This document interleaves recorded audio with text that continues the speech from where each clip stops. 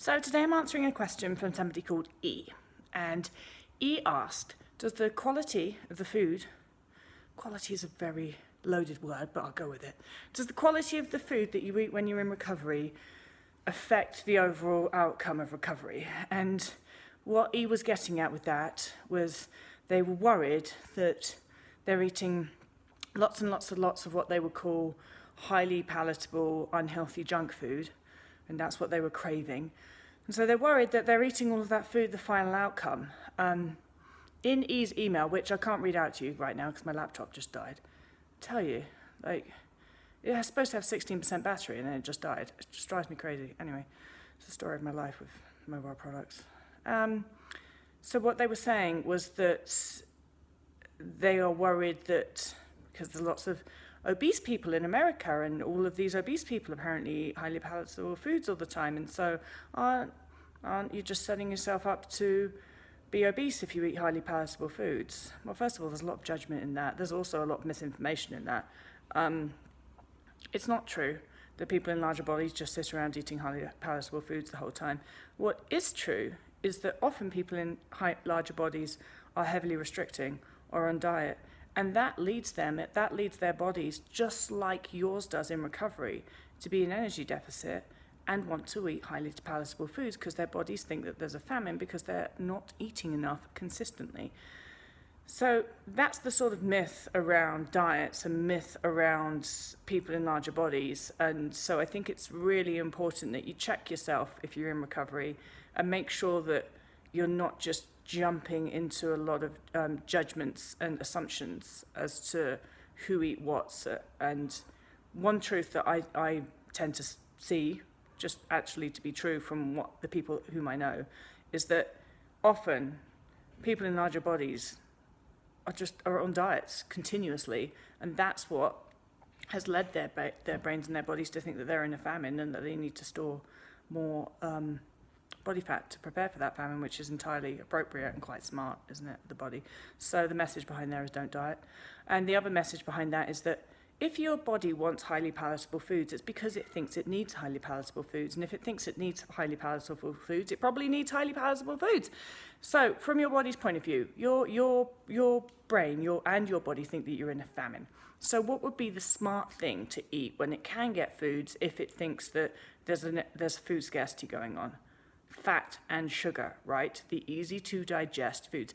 There's another reason that we like to go for processed foods, if we're really honest in recovery, that's what we really want to eat, is because your digestive system's under-resourced. So your brain and your body, because they're so intelligent, know that you should eat foods that are easy to digest, that take little digestion energy. And that's why most of us love very, very sweet processed foods or very, very fatty processed foods. And you probably find that in recovery, I've just observed that most people, when they start recovery, they want very, very sweet processed foods. So I ate desserts, chocolate, granola, huge quantities for a long time. And then my taste buds changed and I wanted more highly fatty processed foods. So I switched to burgers, fries, and all that sort of things, and pizza, and that's what I was craving more, cheese. I still love all those foods. I just don't eat them nearly the quantity that I ate when I was in recovery because my body no longer needs to, because it's not an energy deficit anymore.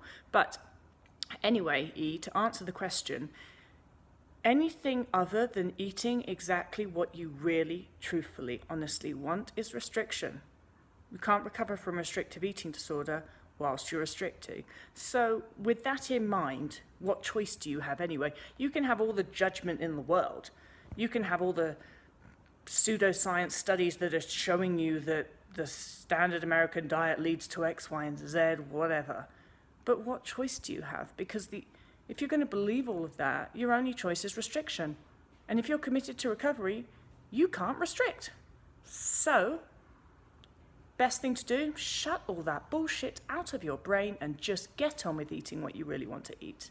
It's all isn't it? Really?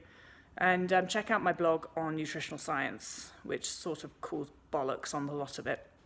Nutritional science is an infant in terms of what science is and should be. A lot of it is just correlations, and a lot of it is really what people think they want to hear. So anyway, the underlying or the message here is eat whatever the fuck you want, and anything other than that is restriction, and you can't recover from restrictive eating disorder and restrict.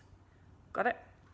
And while I've got you guys, so something else that I have going on in my life. Those of you that follow me on maybe Instagram or Facebook, you probably know that I'm obsessed with horses, and I work and live in a horse yard, and I'm operations director for a non-profit called Medicine Horse Program. So that's I oversee the health and care of all the horses. And one of the things that we do is we rescue Mustangs. And so we rescue Mustangs that have, say, have been rounded up because there's fights over land in America. I'm not going to go into the politics of that, but they've been rounded up, and most of them have a slaughter date coming up. You know, when you rounded up 100 plus Mustangs, like wild horses, they're actually quite difficult to give away. And so we rescue a couple at a time. That's all that we have the capacity for, really. But so we rescue these horses, and then we gentle them, using really gentle training methods. So it's all very, very lovely, actually, and sweet, and takes a lot of time and energy, but it's absolutely worth it. So we gentle them, and then we train them, and then we safely rehome them to once they're able to go on to homes that can, you know, experienced horse homes, but not necessarily all experienced horse homes can gentle a wild horse. That takes a different skill and expertise. So if anybody, you know, if you watch these videos, read the blogs, podcasts, and I never monetize anything, and I never will, but if you ever feel like you just want to give something, we really need donations for the Mustang Project. So I might put a link to the website or the GoFundMe in this. I hate asking for things, kind of always feels weird, so I'm not going to say that you should feel obliged by any means, but if you, sometimes people email me and they say, can I donate something? I'm like, no. But now I start to think, yeah, like if people want to give something, then help us save these horses. I'd really appreciate that. All right, bye.